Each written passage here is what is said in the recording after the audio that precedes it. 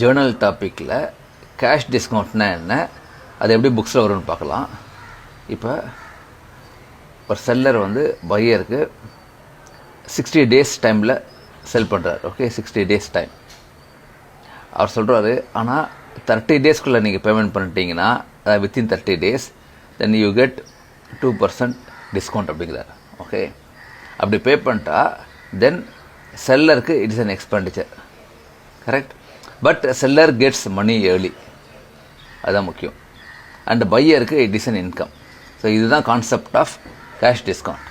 சரி, நம்ம இப்போ செல்லரோட புக்ஸில் பார்க்கலாம். So money is coming in, right. அதனால் cash account debtor and discount allowed because it is an expenditure. ஏற்கனவே பார்த்துட்டோம். செல்லருக்கு இட் இஸ் அன் எக்ஸ்பெண்டிச்சர்.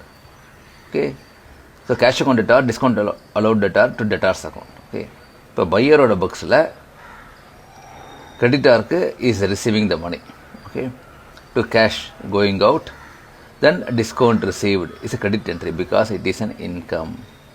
ஏன்னா பையருக்கு நம்ம ஏற்கனவே பார்த்துட்டோம், பையருக்கு இட் இஸ் அன் இன்கம்.